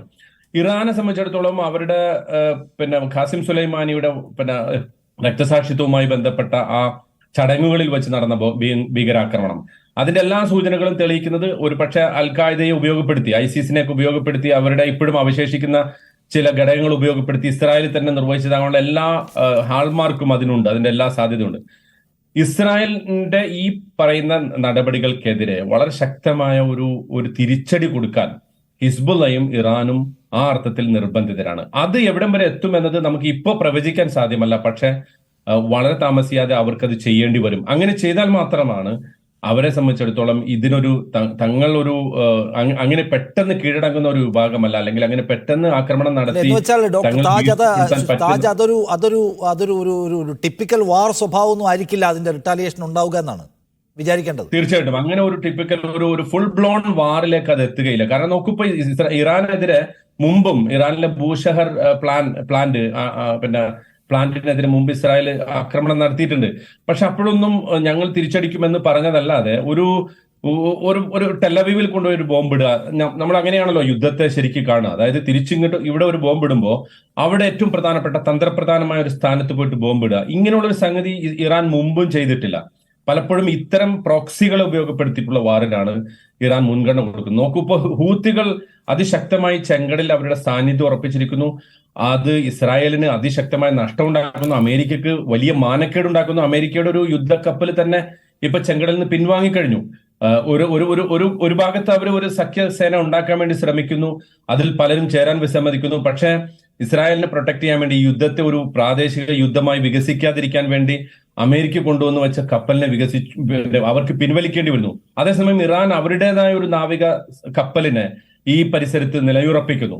അപ്പോ ഈ ഒരു ടാക്ടിക്കിലൂടെ, സ്വന്തം പ്രോക്സികളിലൂടെ, തങ്ങൾക്ക് സ്വാധീനിക്കാൻ കഴിയുന്ന സംഘങ്ങളിലൂടെ ഇസ്രായേലിനും അമേരിക്കക്കും നഷ്ടങ്ങൾ വരുത്തുക, അവരെ പിൻവാങ്ങാൻ നിർബന്ധിതരാക്കുക, മറ്റു പല ടാക്ടിക്കുകളിലേക്കും അത് ഉപയോഗപ്പെടുത്തുന്നതിലേക്ക് അവരെ നിർബന്ധിക്കുക, ഇതിങ്ങനെയുള്ള സംഗതികൾക്കാണ് ഒരർത്ഥത്തിൽ ഇറാനും അതുപോലെ തന്നെ ഹിസ്ബുള്ളയും ഒക്കെ മുൻഗണന അതിന് ആ ഒരു സംഗതിയിലേക്കാണ് അവർ പോവുക എന്നതാണ് ഇപ്പോഴത്തെ അവസ്ഥകൾ കാണുമ്പോൾ നമുക്ക് മനസ്സിലാക്കാൻ സാധിക്കുന്നത്. മറിച്ച് അതിനപ്പുറത്തേക്ക് ഒരു വലിയ യുദ്ധമായി വികസിക്കാനുള്ള സാധ്യത സമീപ ദിവസങ്ങളിൽ കാണാൻ കഴിയില്ല. കാരണം പലതരത്തിലുള്ള ഹേർഡിൽസും തടസ്സങ്ങളും മറ്റു രാജ്യങ്ങൾക്കുണ്ട് എന്നാണ് ഡോക്ടർ അമീർ പിച്ചൻ. ഇപ്പോൾ ഇതിനകത്തൊരു പ്രധാനപ്പെട്ട സംഗതി ഉള്ളത്, ഗസയിൽ നിന്ന് അവശേഷിക്കുന്ന ആളുകളെ പുറന്തള്ളുക എന്നതിനെ ചൊല്ലി പല രാജ്യങ്ങളുമായും ചർച്ച നടത്തുന്നു ഇസ്രായേൽ എന്ന വാർത്ത നിരന്തരമായി വരുന്നു. കോങ്കോയുമായി അവരുടെ ഡിസ്കഷൻ ഏതാണ്ട് വിജയ സാധ്യതയിലേക്ക് എത്തുന്നു എന്നൊക്കെ കേൾക്കുകയാണ്. അത് പക്ഷേ അത്ര പോസിബിളായ ഒരു കാര്യമല്ലല്ലോ. പക്ഷെ എന്നിട്ടും ഇസ്രായേൽ ആ ചർച്ചയെ, ആ വാർത്തയെ, അത്തരമൊരു സംഗതിയെ നിരന്തരമായി ഇങ്ങനെ പ്രൊപ്പഗേറ്റ് ചെയ്യുന്നു, അല്ലെങ്കിൽ അത് വാർത്തയാക്കുന്നു എന്നതിന് പിന്നിൽ എന്താണുള്ളത്? ശരിക്കും അവർക്ക് അങ്ങനെ ഒരു പ്രോജക്റ്റ് ഉണ്ടോ? ആ പ്രോജക്റ്റ് ഓൺ ആണോ, അതോ അവരുടെ ഇതൊരു മിസ്ലീഡിങ് വേറെ എന്തെങ്കിലും പ്ലാൻ ആണോ? This is very true. കാരണം ഇതൊരു ഹിഡൻ അജണ്ട അല്ല. ഇസ്രായേലിന്റെ മുൻകൂടിയുള്ള ഒരു അജണ്ട തന്നെയാണ് ഈ ഗാസയെന്നും വെസ്റ്റ് ബാങ്കിൽ നിന്നും ആൾക്കാർ മാറ്റുക എന്നുള്ളത്. അവിടെ മുഴുവനും താമസിക്കാൻ സൗകര്യമില്ലാത്ത ഒരു അൺഇൻഹാബിറ്റബിൾ സ്പേസ് ആക്കി മാറ്റുക എന്നുള്ളത്. അതിന് I will just quote few examples. Israeli foreign minister ഒരു കോൺഫറൻസിൽ, I mean soon after a cabinet meeting, he was just announcing, if anyone wants to take Palestinian refugees, just email me for an exchange of money and weapons. Mainly he was focusing on some African countries. African countries പല രാജ്യങ്ങളോടും പറയാണ്, നിങ്ങൾക്ക് വെപ്പണും പൈസയും വേണമെന്നുണ്ടെങ്കിൽ you just in exchange of certain Palestinians, അപ്പൊ അവരെ അവിടുന്ന് മാറ്റാൻ വേണ്ടിയിട്ട് ഞങ്ങൾ സഹായിക്കാം. And he is also saying the same thing for south അമേരിക്കയിലെ പല രാജ്യങ്ങൾ ഉദ്ദേശിച്ചിട്ട്. അപ്പൊ ഇവരെ ഒരു പോസിബിൾ ആയിട്ട് ഇവിടുന്ന് മാറ്റാൻ പറ്റില്ല. അത് അഗെയിൻസ്റ്റ് ഹ്യൂമാനിറ്റേറിയൻ ലോ ഒരു ഫോസിബിൾ റീലൊക്കേഷൻ പറ്റില്ല. പക്ഷെ അവിടെ താമസിക്കാൻ തീരെ സൗകര്യമില്ലാത്ത ഒരു ഏരിയ ആക്കി മാറ്റിക്കഴിഞ്ഞാൽ there is no school, no hospital, no universities, no homes left out over there. അപ്പൊ ആൾക്കാർ താനെ പൊയ്ക്കോളും എന്നുള്ളൊരു രൂപത്തിലേക്ക് ഇതിനെ കൊണ്ടുവരണം. അപ്പൊ ഇത് അവരുടെ ഒരു സാനിസ്റ്റിന്റെ ഒരു മുമ്പേ ഉള്ള ഒരു അജണ്ടയാണ്. ആ അജണ്ട ഇപ്പൊ വളരെ വളരെ പ്രോമിനന്റ് ആയി. And this is something that they are not hiding now. Israeli foreign minister പറഞ്ഞു, Israeli security minister, I mean home affairs security minister Itamar Ben Gvir, ഞാൻ അയാളുടെ പേര് ശരിക്കും പ്രൊനൗൺസ് ചെയ്യാന്ന് വിചാരിക്കണേ, he was committed in a terrorist act. അയാൾ പറഞ്ഞു, ഈ പുറത്തിലേക്കുള്ള ആഫ്രിക്കൻ കൺട്രിയിലേക്ക് ഈ ഗാസയിലുള്ള ആൾക്കാരെ പുറത്താക്കുന്നതിനെ കുറിച്ച് കൂടുതൽ അത് വളരെ ഫോസിബിൾ ആയിട്ട് ചിന്തിക്കേണ്ടതും ഗവൺമെന്റ് ചെയ്യേണ്ടത് ഒരു കാര്യമാണുള്ളത്. അപ്പൊ അതിലൊരു കാര്യം ഓർക്കണം, ഈ ഇത്മാർ ഗവീസ് എന്ന് പറഞ്ഞ ആളെ ഈ security minister, he was distributing weapons, rifles to the settlers, just like giving chocolates to the kids. ആ സെറ്റിലേഴ്സ് അവിടെ പോയിട്ട് വെസ്റ്റ് ബാങ്കിലുള്ള സാധാരണ ഫാമേഴ്സിനും റെസിഡൻസിനെയും ഇൻഡിസ്ക്രിമിനേറ്റ് കൊന്നുകൊണ്ടിരിക്കണേ. ഇവര് ഇപ്പൊ നാം ആലോചിച്ച് നോക്കുന്നു, നമ്മൾ ഗാസയിലെ ന്യൂസ് മാത്രമേ കേൾക്കുന്നുള്ളൂ. വെസ്റ്റ് ബാങ്കിൽ അതിലും ഭയങ്കര കൂടുതൽ ആക്രമണം, ഡെയിലി റെയ്ഡ് നടന്നുകൊണ്ടിരിക്കുകയാണ്. ഓരോ റെഫ്യൂജി ക്യാമ്പ്സിലും ഡെയിലി റെയ്ഡ്, ആർബിട്രറി അറസ്റ്റ്, പിന്നെ കൂടാണ്ട് arbitrary detention of the people, അത് മിലിറ്ററി ഡിറ്റൻഷൻ. അവർക്ക് യാതൊരു ലീഗൽ റൈറ്റ്സും ഇല്ല. പാരന്റ്സിന് അവരെ കാണാൻ പറ്റില്ല. ഇവരെ പിടിച്ചു കൊണ്ടുപോയവർ എന്താ ചെയ്യാന്ന് അറിയില്ല. ഏകദേശം 3000+ ആൾക്കാരെ ഒക്ടോബറിന് ശേഷം മാത്രം അറസ്റ്റ് ചെയ്തിട്ടുണ്ട്. 300 to 400 പീപ്പിളെ എങ്ങാനും അവർ വെടിവെച്ച് കൊന്നിട്ടുണ്ട്. അപ്പൊ അത് കൂടാണ്ട് ഈ if someone stows a throne, ഒരു കല്ലെടുത്ത് അവർക്ക് എറിഞ്ഞു കഴിഞ്ഞാൽ അവർക്ക് വെടിവെച്ച് കൊല്ലുന്നു, അവരെ വീട് ഡിമോളിഷ് ചെയ്യുന്നു, അവരെ റെഫ്യൂജി ക്യാമ്പിലേക്കുള്ള എല്ലാ ഇൻഫ്രാസ്ട്രക്ചറും റോഡുകളും ബുൾഡോസറുകളും തകർക്കുന്നു. അങ്ങനെ ഒരു കളക്റ്റീവ് പണിഷ്മെന്റ്, ഒരു സൊസൈറ്റി മുഴുവൻ പണിഷ് ചെയ്തിട്ട് അവരെ വീണ്ടും ആ ഏരിയയിൽ നിന്ന് എങ്ങനെയെങ്കിലും വൺ വേ എക്സിറ്റ് അവർ പുറത്തു പോകണം. അതിനുള്ള എല്ലാ എൻവയോൺമെന്റ് ഉണ്ടാക്കി തീർക്കുകയാണ്. അതുകൊണ്ടാണ് ഗാസയിൽ അവർ ആദ്യത്തെ പരിപാടി ഗാസയിലെ ആൾക്കാരെ മുഴുവനും സീനായിലേക്ക് മാറ്റുക എന്നുള്ളതായിരുന്നു. ആ സീനായിലേക്ക് മാറ്റിയിട്ട് അവിടെ കൊണ്ട് ഇൻഹാബിറ്റ് ചെയ്യുക എന്നുള്ളത് ഈജിപ്ത് അത് ഭയങ്കരമായിട്ട് എതിർത്തു. പക്ഷേ they thought that Egypt can be coerced into or forced into or bribed into accepting it. അപ്പൊ അത് നടന്നില്ല. അപ്പൊ അത് നടക്കാത്ത വേറൊരു കാരണം എന്താണെന്ന് വെച്ച് കഴിഞ്ഞാൽ, അങ്ങനെ നടന്നു കഴിഞ്ഞാൽ വെസ്റ്റ് ബാങ്ക് എന്നുള്ള ആൾക്കാരെ മുഴുവനും ജോർദാനിലേക്ക് മാറ്റം വരും. അപ്പൊ അവിടുന്ന് ഭയങ്കര ഒപ്പോസിഷൻ വന്നു. So now they are looking to push the people outside of that particular region. അവർ ഡോർ സ്റ്റെപ്പ് ഒന്ന് വേറെ എങ്ങോട്ടിലേക്ക് ആക്കി മാറ്റണം എന്നുള്ളത്. അതിനുള്ള എല്ലാവിധ തന്ത്രങ്ങളും ഇപ്പം മേഞ്ഞുകൊണ്ടിരിക്കുകയാണ്. അത് ഏകദേശം ഡോക്ടർ അമീർ പിച്ചാൽ കാര്യങ്ങളെ കൂടുതൽ വഷളാക്കുകയില്ലേ? കാരണം അവരുടെ സ്വന്തം മണ്ണിൽ നിന്ന് അവിടുത്തെ ആളുകളെ മാറ്റി പാർപ്പിക്കുക എന്നതിനോട്, അതായത് ഗസയിൽ നിന്ന് അവിടുത്തെ പൗരന്മാരെ പുറന്തള്ളുക എന്ന പ്രോജക്റ്റ് ഞങ്ങൾ അംഗീകരിക്കില്ല എന്ന് ഏതാ റീജിയനിലുള്ള പ്രധാനപ്പെട്ട രാജ്യങ്ങൾ, ഞാൻ പറഞ്ഞത് ഇപ്പോൾ സൗദി അറേബ്യ, UAE അടക്കമുള്ള പ്രധാനപ്പെട്ട രാജ്യങ്ങൾ ഓൾറെഡി അവരുടെ പൊസിഷൻ ക്ലിയർ വ്യക്തത വരുത്തിയിട്ടുള്ളതാണ് എന്ന പ്രശ്നം അവിടെ ഉണ്ട്. അതുകൊണ്ട് ഇതത്ര ഈസി ആയിട്ടുള്ള ഒരു കാര്യമായിരിക്കും ചോദിക്കുക ഞാൻ ഈ മാറ്റി. ഇപ്പോൾ അമേരിക്ക പറയാണ് ഈ രണ്ട് പ്രധാനപ്പെട്ട പൊളിറ്റിക്കൽ ലീഡേഴ്സ് നടത്തിയിട്ടുള്ള, മന്ത്രി അടക്കമുള്ള ആളുകൾ നടത്തിയിട്ടുള്ള ഈ പുറന്തള്ളൽ പരാമർശം അത് കടന്നുപോയതാണ്. അമേരിക്ക അതിനെ പിന്തുണയ്ക്കുന്നില്ല. കാരണം അമേരിക്കയ്ക്ക് മറ്റ് രാജ്യങ്ങളിൽ നിന്ന് വരുന്ന സമ്മർദ്ദത്തെ അവർ മനസ്സിലാക്കുന്നുണ്ട്. സോ ഇത് ഇസ്രയേൽ ഒരു പ്രോജക്റ്റ് വർക്ക് ചെയ്യുന്നു, പക്ഷെ അത് എത്രമാത്രം പോസിബിൾ ആണ്, എത്രമാത്രം പ്രായോഗിക സാധ്യത ഉള്ളതാണ്? Okay, I'll answer that question. അപ്പൊ അതിനകത്ത് ആന്റണി ബ്ലിങ്കൻ ഒരു സ്റ്റേറ്റ്മെന്റ് നടത്തി. No forced displacement of people from Gaza, no reduction of territories, no reoccupation of Gaza. It's a very strong statement. അതിൽ പറഞ്ഞത് വളരെ വളരെ സ്ട്രോങ് ആയുള്ള ഒരു സ്റ്റേറ്റ്മെന്റ് ആണ്.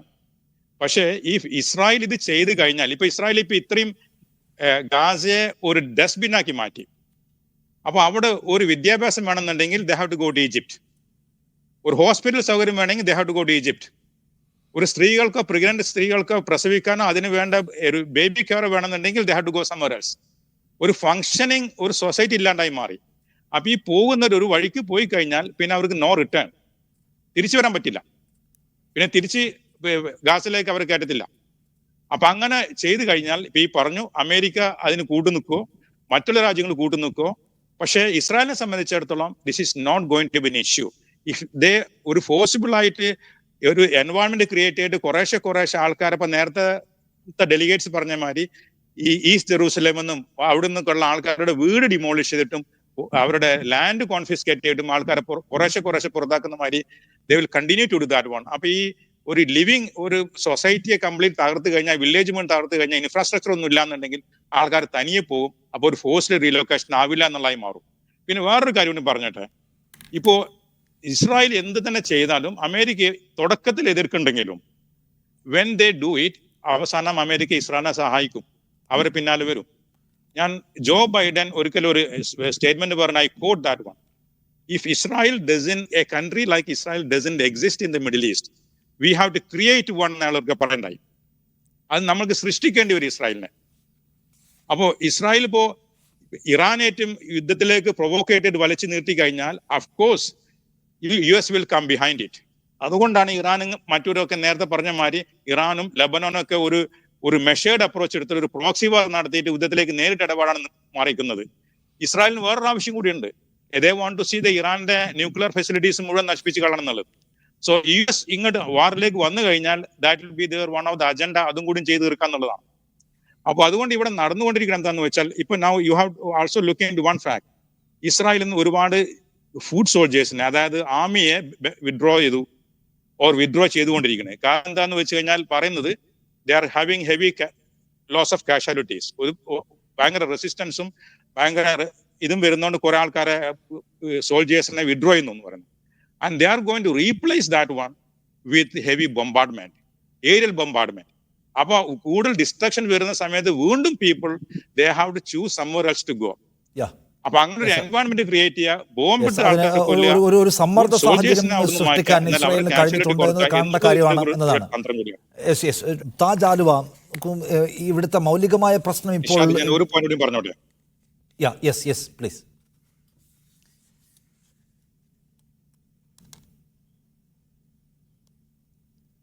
പറയൂ ഷമീർ, താങ്കൾ പറയൂ. ഹലോ, യെസ് ഷമീർ പിച്ചൻ, ഞാൻ കേൾക്കുന്നു, താങ്കൾ പറയൂ. ഓക്കെ, ഐ മീൻ ഈ പലസ്തീനിയൻ കൾച്ചർ പ്രകാരം, I mean I work with lot of people from Palestine region. ഇതൊക്കെ ചെയ്തു കഴിഞ്ഞാലും they are the culture of the people, they are much more attached to their land and their living environment. അത് വിട്ടു പോകും എന്നുള്ളത് നമുക്ക് ഒരിക്കലും വിശ്വസിക്കാൻ പറ്റില്ല. അതാണ് ഇതിൽ വേറൊരു കാര്യമുള്ളത്. അപ്പൊ ഈവൻ ദോ ഫോഴ്സ്ഫുള്ളി ഇപ്പോ ഇസ്രായേലിനെ സംബന്ധിച്ചിടത്തോളം they started advertising in Israeli പിന്നെ ടിവിയിലും news ചാനലിലൊക്കെ for what you call premium apartments for sale in Gaza river front, Gaza sea front എന്നൊക്കെ പറഞ്ഞിട്ട്. അപ്പൊ ഇത് അവിടെയുള്ള ഒരു സ്കൂൾ അടക്കം ഒരു UN റൺ ചെയ്യുന്ന സ്കൂൾ നോർത്തേൺ ഗാസയിൽ കംപ്ലീറ്റ് ഡിമോളിഷ് ചെയ്തു. അപ്പൊ ഇതിന്റെ ഒക്കെ അർത്ഥം എന്താണെന്ന് വെച്ച് കഴിഞ്ഞാൽ, ഒരു എഡ്യൂക്കേഷൻ ഫെസിലിറ്റീസും ഹോസ്പിറ്റൽ ഫെസിലിറ്റീസും ഒന്നും ഇല്ലാണ്ടാക്കി മാറ്റുക എന്നുള്ള ഒരു നിശ്ചിത താല്പര്യം കൊണ്ട് തന്നെയാണ് അവർ ചെയ്യുന്നത്. പക്ഷെ ഇങ്ങനെയൊക്കെ ചെയ്താലും അതായത് പലസ്തീനിയൻ ജനങ്ങൾ അവരുടെ കൾച്ചറും അവരുടെ ഇതും അനുസരിച്ചിട്ട് they are so much attached ഒരു to their land and to their society. അവർ വിട്ടുപോകുന്നുള്ളത്, മനസ്സുകൊണ്ട് വിട്ടുപോകുന്നുള്ള ഒരിക്കലും നമുക്ക് വിശ്വസിക്കാൻ പറ്റില്ല. They will still hold on to it as much as possible. എത്രയും ഹാർഡ്ഷിപ്പ് ഉണ്ടാക്കിയാൽ. ക്ലിയർ. താജ് ആലുവ, ഇവിടെ ഒരു പ്രശ്നം, ഇപ്പോഴത്തെ ഏറ്റവും മൗലികമായ പ്രശ്നം ഗസയുടെ എക്സിസ്റ്റൻസ് ആണ്, അതിജീവനമാണ്. അപ്പോൾ അതിൽ നേരത്തെ ഡോക്ടർ അമീർ ചൂണ്ടിക്കാണിച്ചതുപോലെ ഈ യുദ്ധം കഴിഞ്ഞാലും ഇനി ഗസയ്ക്കൊരു പഴയ ജീവിതം ഉണ്ടാകാൻ പാടില്ല എന്ന വളരെ ഒരു ലോങ് ടേം പ്ലാനിലാണ് ഇസ്രായേൽ വർക്ക് ചെയ്യുന്നത്. കാരണം അവിടെ ഈ മണ്ണുമാന്തി യന്ത്രങ്ങൾ കൊണ്ടുപോയി റോഡുകൾ തകർക്കുന്നതിൻ്റെ വീഡിയോ കാണാൻ കഴിയും. ഒരു കാര്യമില്ലാതെ റോഡുകൾ തകർക്കണം എന്ന് വെച്ചാൽ അവിടെ ഇനി ഒരു സൗകര്യങ്ങൾ ഉണ്ടാവാൻ പാടില്ല. സ്കൂളുകൾ തകർത്തു, ആശുപത്രികൾ തകർത്തു, റോഡുകൾ, കളിസ്ഥലങ്ങൾ, സകലതും തകർത്തു. സോ ഗസയുടെ അതിജീവനം ഇനി എങ്ങനെയാണ്? ഗസ നിവാസികൾക്ക് അവിടെ ഒരു നിലയ്ക്കും തുടരാൻ കഴിയില്ല എന്ന നില സംജാതമായോ? ആ നിലയ്ക്ക് ഇസ്രായേലിൻ്റെ ഒരു സ്ട്രാറ്റജിയുടെ ഒരു വിക്ടറിയാണോ? നോക്കൂ നിഷാദ്, ഇപ്പൊ ഇവർ ചെയ്തുകൊണ്ടിരിക്കുന്നതൊക്കെ ഇസ്രായേലിന്റെ ഒരു അവിടുത്തെ ഭരണകൂടത്തിന്റെ ഒരു പ്ലാൻ അനുസരിച്ചിട്ടുള്ള സംഗതികളാണ് ഇപ്പോൾ മൂവ് ചെയ്തുകൊണ്ടിരിക്കുന്നത്. അതായത് ഗസയെ നേരത്തെ ഇവിടെ സൂചിപ്പിക്കപ്പെട്ട പോലെ നമുക്ക് എല്ലാവർക്കും അറിയാവുന്ന പോലെ ഒരു അൺഇൻഹിബിറ്റഡ് പ്ലേസ് ആക്കി മാറ്റും, താമസിക്കാൻ പറ്റാത്ത ഒരു ഡെസേർട്ടഡ് ഐലൻഡ് ആക്കി മാറ്റും എന്നൊക്കെയുള്ള ഒരു പ്ലാനിന്റെ അടിസ്ഥാനത്തിൽ ഇതൊക്കെ ചെയ്തുകൊണ്ടിരിക്കുന്നു. പക്ഷെ അങ്ങനെ ചെയ്യുമ്പോഴും ഗസയിലെ പ്രതിരോധം, അതിനെക്കുറിച്ച് നമ്മൾ ശരിക്ക് വാസ്തവത്തിൽ അതിന്റെ ശക്തിയെ കുറച്ച് കണ്ടിട്ടോ അല്ലെങ്കിൽ അതിനെ ഇടയ്ക്ക് നമ്മൾ വിസ്മരിച്ചു പോവുകയാണ്. ഇസ്രായേൽ എന്ന് പറയുന്ന ഒരു ശക്തി, ഒരു സൈനിക ശക്തി, ലോകത്തിലെ ഏറ്റവും ഇത്രത്തോളം ആർമിയും ട്രെയിനിങ്ങും അതുപോലെ തന്നെ എക്യുപ്മെന്റും സ്റ്റേറ്റ് ഓഫ് ദ ആർട്ട് ടെക്നോളജിയും സർവൈലൻസും ഒക്കെ ഉള്ള ഒരു സൈന്യം വളരെ നിസ്സഹായരായ ഒരു ജനതയോട് ചെയ്യുന്ന ഒരു വൺ സൈഡഡ് ആയിട്ടുള്ള ഒരു ക്രൂവൽറ്റിയുടെ ഒരു മുഖമാണ് നമ്മൾ കണ്ടുകൊണ്ടിരിക്കുന്നത്. വാസ്തവത്തിൽ അത് തന്നെയാണ് വാസ്തവത്തിൽ ഗസയുടെ ജനങ്ങൾക്ക് ഏറ്റവും ഗുണകരമായി മാറാൻ പോകുന്നത് എന്നാണ് ഞാൻ പറയാ. എന്ന് പറഞ്ഞാൽ ഇപ്പോ ഇന്റർനാഷണൽ സപ്പോർട്ട് പരിപൂർണമായിട്ടും ഇസ്രായേലിന് നഷ്ടപ്പെട്ടു കഴിഞ്ഞു. അവരോടൊപ്പം നിന്ന പല രാജ്യങ്ങളും ഈ ഒരു ഘട്ടത്തിൽ ആ പിന്തുണ അവർക്ക് കൊടുക്കാൻ എല്ലാ അർത്ഥത്തിലും ആ പിന്തുണ പിൻവലിച്ചു കഴിഞ്ഞു. ഫ്രാൻസ് അടക്കം. സ്പെയിനിലെ മന്ത്രി പറഞ്ഞിരിക്കുന്നു, ഞങ്ങൾ ഇസ്രായേലിനെ ഈ അന്താരാഷ്ട്ര കോടതിയിലേക്ക്, നീതിന്യായ കോടതിയിലേക്ക് എടുക്കും. സൗത്ത് ആഫ്രിക്ക ഓൾറെഡി അന്താരാഷ്ട്ര കോടതിയിൽ കേസ് കൊടുത്തു കഴിഞ്ഞു. ആ കേസിൽ തുർക്കി കക്ഷി ചേർന്നു, മലേഷ്യ കക്ഷി ചേർന്ന് കഴിഞ്ഞു. സ്വാഭാവികമായിട്ടും ഇത്തരം ഒരു പ്രഷർ, അന്താരാഷ്ട്ര സമ്മർദ്ദം, അത് പ്രത്യേകിച്ച് വളരെ കൺസേർട്ടഡ് ആയിട്ടുള്ള ഏതെങ്കിലും അർത്ഥത്തിലുള്ള കുറച്ച് റെട്ടോറിക് അല്ല, ഒരു വാചകമടിയല്ല, മറിച്ച് കൃത്യമായ ഒരു ആസൂത്രിതമായ സ്ട്രക്ചേർഡ് ആയിട്ടുള്ള ഒരു പ്രഷർ ബിൽഡ് ചെയ്യാൻ അന്താരാഷ്ട്ര സമൂഹത്തിന് പതുക്കെ ഇണെങ്കിലും സാധിച്ചുകൊണ്ടിരിക്കുന്നു എന്നത് വളരെ പ്രധാനപ്പെട്ട സംഗതിയാണ്. അമേരിക്കൻ വൈറ്റ് ഹൗസിലെ തന്നെ രണ്ടാമത്തെ ഉദ്യോഗസ്ഥൻ, എഡ്യൂക്കേഷന്റെ ചുമതലയുള്ള ഒരു ഉദ്യോഗസ്ഥൻ ഇപ്പോൾ രാജിവെച്ചു കഴിഞ്ഞു. അതുപോലെ തന്നെ UK-യിലും ജർമ്മനിയിലും ഇറ്റലിയിലും ഒക്കെ തന്നെ ഈ പറഞ്ഞ അർത്ഥത്തിൽ ഭരണകൂടത്തിൽ അതിശക്തമായ സമ്മർദ്ദങ്ങൾ ഉണ്ടായിക്കൊണ്ടിരിക്കുന്നു. സ്വാഭാവികമായിട്ടും ഈ യുദ്ധത്തിന്റെ ഡേ ആഫ്റ്റർ എന്നുള്ളത് ഇസ്രായേലിന്റെ ഒരു സ്വപ്നമാണ്. അവിടെ ബിൽഡിംഗ് പണിയുക, റെസിഡൻഷ്യൽ, നേരത്തെ ഇവിടെ സൂചിപ്പിക്കപ്പെട്ടതുപോലെ അപ്പാർട്ട്മെന്റുകൾ പണിയുക, എന്നിട്ട് ഇസ്രായേലികളെ കൊണ്ടുവന്ന് വീണ്ടും ഒരു കുടിയേറ്റ കേന്ദ്രമാക്കി അതിനെ മാറ്റാം, ഇവിടെയുള്ള എല്ലാ ഫെസിലിറ്റിയും തകർത്ത് ഞങ്ങളുടെ തന്നെ കയ്യിൽ ഇത് വെക്കുക എന്നുള്ളത് ഇസ്രായേലിന്റെ സ്വപ്നം മാത്രമാണ്. ഒരർത്ഥത്തിലും അത് നടക്കാൻ പോകുന്നില്ല എന്നതിന്റെ തെളിവ് ഇപ്പോൾ നോക്കൂ. ഖാൻ യൂനിസിൽ, ഷുജായിയയിലൊക്കെ പിന്നെ പ്രതിരോധം തീർക്കുന്ന ഹമാസിന്റെയും അതുപോലെ തന്നെ മറ്റ് പ്രതിരോധ സംഘങ്ങളുടെയും ആ ശക്തമായ ചെറുത്തുനിൽപ്പിനെ ഒരു നിലക്കും അടിച്ചമർത്താനോ തോൽപ്പിക്കാനോ അതിനെ പൂർണ്ണമായും ഇല്ലാതാക്കാനോ ഇസ്രായേലിന് കഴിയാത്തിടത്തോളം ഗസ അവരുടെ വരുതിയിൽ വരില്ല. ഗസ അവരുടെ വരുതിയിൽ വരില്ല എന്ന് പറഞ്ഞതിന്റെ അർത്ഥം ഈ പറഞ്ഞ ചെറുത്തുനിൽപ്പ് അത് ഒളി പോരാട്ടമായിട്ട്, ഗറില്ല യുദ്ധമായിട്ടൊക്കെ ഇനി പരിവർത്തിക്കുന്നത് കാണുന്നു. അതുകൊണ്ടാണ് ഇപ്പോ ധാരാളം സൈന്യത്തെ അവർ പിൻവലിച്ചു. അവർക്ക് ആകെ ചെയ്യാൻ സാധിക്കുക ആകാശത്ത് നിന്ന് ബോംബിടുക, എല്ലാവരെയും നിഷ്കരുണം കൊന്നൊടുക്കുക, ഇൻഫ്രാസ്ട്രക്ചർ തകർക്കുക, അത് അവർ ചെയ്തുകൊണ്ടിരിക്കുന്നു. പക്ഷെ അന്തിമമായി ഗസയെ കൺട്രോൾ ചെയ്യണമെങ്കിൽ, അതിനെ നിയന്ത്രിക്കണമെങ്കിൽ, അവിടെ നേരത്തെ പറഞ്ഞ പോലെ എല്ലാവരെയും പുറന്തള്ളണമെങ്കിൽ കരയുദ്ധം വഴി അവരെ കീഴടക്കണം. പൂർണ്ണമായും ആ ഒരു പ്രദേശത്തെ നിയന്ത്രണത്തിൽ കൊണ്ടുവരണം. അങ്ങനെ നിയന്ത്രണത്തിൽ കൊണ്ടുവരാൻ ഒരർത്ഥത്തിലും സാധിക്കില്ല എന്ന് മാത്രമല്ല, ഈ ഒരു ഘട്ടത്തിലേക്ക് യുദ്ധം, അതുകൊണ്ടാണ് ഇപ്പോൾ ഈ മറ്റ് ടാക്ടിക്സുകൾ എടുക്കുന്നത്. അതായത് ഇതൊരു ഈ റീജിയണൽ യുദ്ധമായിട്ട് മാറി കഴിഞ്ഞാൽ, ലബനാനെയും സിറിയയും അല്ലെങ്കിൽ ഇറാനെയും ഒക്കെ ഇതിന്റെ അകത്ത് കൊണ്ടുവന്ന് കഴിഞ്ഞാൽ പതുക്കെ പതുക്കെ പിന്നെ കൂടുതൽ ഗസയെ നിയന്ത്രിക്കാൻ സാധിക്കുമെന്ന വ്യാമോഹത്തിലാണ് നെതന്യാഹു ഉള്ളത്. അതുകൊണ്ട് തന്നെയാണ് ഹിസ്ബുള്ളയും ഇറാനും ഒക്കെ ടാക്ടിക്കലി അത് പ്രതികരിക്കുന്നതും. അങ്ങനത്തെ ഒരു ആയുധം ഇസ്രായേലിന് കയ്യിൽ വെച്ച് കൊടുക്കില്ല എന്ന് ഹിസ്ബുള്ള പറഞ്ഞു കഴിഞ്ഞു. ഞങ്ങൾ ഇസ്രായേലിന് ആഗ്രഹിക്കുന്നത് ഒരു മേഖലാ യുദ്ധമാണ്, പക്ഷെ അതിപ്പോ തൽക്കാലം അങ്ങനെ ഒരു ഫുൾ ബ്ലോൺ യുദ്ധത്തിലേക്ക് ഞങ്ങൾ പോകാൻ തയ്യാറല്ല എന്ന് അവർ പറഞ്ഞുകൊണ്ടിരിക്കുന്നത്. ഒരു വെടിനിർത്തലിലേക്ക് കാര്യങ്ങൾ പോകുന്നില്ല. സമ്പൂർണ്ണമായും ഇസ്രായേൽ നിയന്ത്രിക്കുന്ന, ഇസ്രായേലിന്റെ തീരുമാനങ്ങൾ നടപ്പിലാവുന്ന ഒരു ഗസയിലാണ് ഇപ്പോൾ യുദ്ധം നടക്കുന്നത്. ശരിയാണ്, ചില സെറ്റ് ബാക്ക് ഒക്കെ ഉണ്ടാകുന്നുണ്ടെങ്കിലും ഹമാസും അതിന്റെ പ്രതിരോധം എന്നത് ഈ അടച്ചു വെക്കപ്പെട്ട ഗസയിൽ എത്ര നാൾ നീണ്ടുപോകുന്ന ഒന്നായിരിക്കും.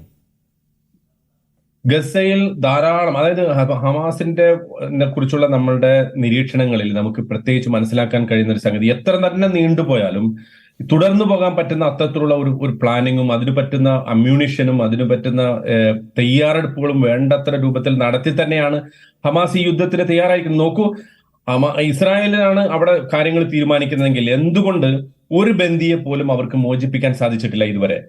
ഹമാസിന്റെ ഏതെങ്കിലും ഒരു ലീഡറെ അവിടെ കൊന്നു എന്ന് പറയാൻ സാധിക്കുന്ന രൂപത്തിൽ ഇസ്രായേലിന് ഒരു വിജയം അവരുടെ ആളുകൾക്ക് കാണിച്ചു കൊടുക്കാൻ സാധിക്കുന്നില്ല. അപ്പോൾ സ്വാഭാവികമായിട്ടും അവർ വിചാരിക്കാത്ത ഒരു ഗതിയിലൂടെയാണ് യുദ്ധം പോയിക്കൊണ്ടിരിക്കുന്നത്. അതുകൊണ്ടാണ് അതിന്റെ വഴികൾ മാറ്റാനും അതിന്റെ ഗതി തിരിച്ചുവിടാനും ഒക്കെ ഇസ്രായേൽ ശ്രമിച്ചുകൊണ്ടിരിക്കുന്നത്. ഇനി നമ്മൾ വിചാരിക്കുക ഇസ്രായേൽ തന്നെ ഈ പറഞ്ഞ അർത്ഥത്തിൽ പൂർണ്ണമായിട്ടും ഗസയെ കീഴൊതുക്കി അല്ലെങ്കിൽ അവരെ ഈ ഒരു ഘട്ടത്തിൽ അങ്ങനെ ഒരു അവസ്ഥയിലേക്ക് എത്തിയെന്ന് വിചാരിക്കാം. എങ്കിലും ഈ പ്രതിരോധത്തിന് പല വഴികളുണ്ട്. ഇപ്പൊ നമ്മൾ നോക്കൂ, ഈ വെസ്റ്റ് ബാങ്കില് ഗസ അതുകൂടി നമ്മൾ മനസ്സിലാക്കേണ്ടതാണ്. അതായത് ഗസ ഒരിക്കലും ഇസ്രായേലിന്റെ പൂർണ്ണമായ നിയന്ത്രണത്തിൽ നിന്ന് മാറിയിരുന്നില്ല.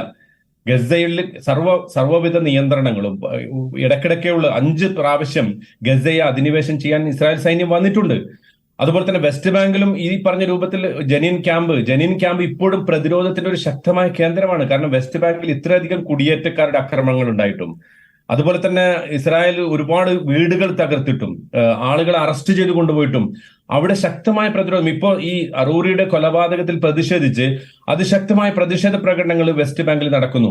അവിടെ ആളുകൾ ഉറപ്പിച്ചു പറയുന്നു, ഞങ്ങൾ ഈ പ്രദേശം വിട്ടുപോകില്ല, ഞങ്ങൾ ഈ ഭൂമി വിട്ടുപോകില്ല, ഞങ്ങൾ പ്രതിരോധിച്ചുകൊണ്ടേയിരിക്കും അവസാനത്തെ തുള്ളി രക്തം വരെ. നോക്കൂ, ഇപ്പൊ അബൂ ഉബൈദയുടെ പ്രസ്താവനകളിലും അതുപോലെ തന്നെ ഹമാസിന്റെ നേതാക്കളുടെ പ്രസ്താവനകളിലും ഒക്കെ അവർ പറയുന്ന പ്രധാനപ്പെട്ട ഒരു സംഗതി, ഇതൊരു പ്രതിരോധ പ്രവർത്തനമാണ്. ഈ പ്രതിരോധ പ്രവർത്തനം ഒന്നുകിൽ വിജയം കാണും, അല്ലെങ്കിൽ ഞങ്ങൾ മുഴുവൻ ഇല്ലാതാകും, ഞങ്ങൾ മുഴുവൻ നിശേഷം ഇല്ലാതാകുന്നത് വരെ ഈ പ്രതിരോധ പ്രവർത്തനം തുടരുമെന്നതാണ്. അപ്പോ ഒരു കൊളോണിയൽ പ്രൊജക്ടിന്റെ അവസാന ഘട്ടത്തിൽ കാണുന്ന ഒരു ആളിക്കത്തലാണ് ഇസ്രായേലിൻ്റെത്.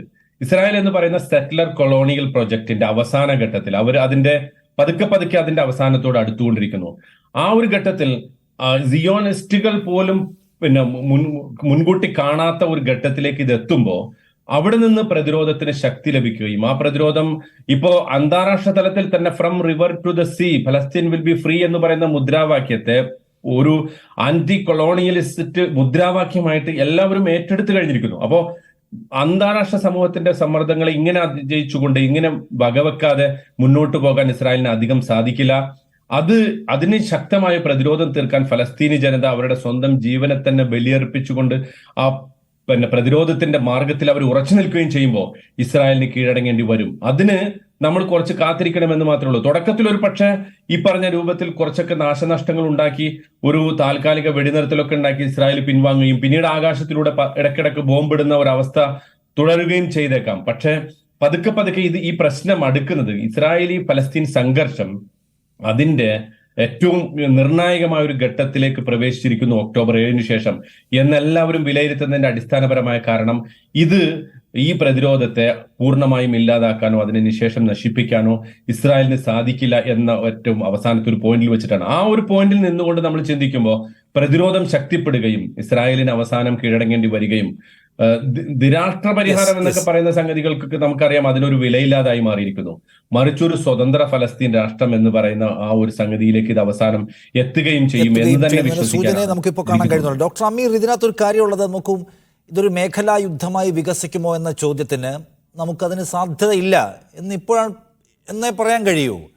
മറ്റൊന്ന് അന്താരാഷ്ട്ര സമ്മർദ്ദമാണ്. എന്ന് വെച്ചാൽ ഒരു പീപ്പിൾസ് സ്ട്രീറ്റ് എന്ന് പറയുന്ന ജനങ്ങളുടെ വലിയ സമ്മർദ്ദം, ജനങ്ങൾ ഉണ്ടാക്കുന്ന വലിയ പ്രതിഷേധങ്ങൾ, ലോക സ്വീകാര്യത, അതൊക്കെ നോക്കിയാൽ ഇസ്രായേലിന് നഷ്ടമുണ്ട്. അതിനപ്പുറം നയതന്ത്രപരമായ ഒരു വലിയ സമ്മർദ്ദത്തെ ഇസ്രായേൽ സത്യത്തിൽ ഇപ്പോൾ അനുഭവിക്കുന്നുണ്ടോ? എന്തെങ്കിലും തരത്തിലുള്ള ഒരു മിലിറ്ററി ത്രെട്ട് അനുഭവിക്കുന്നുണ്ടോ?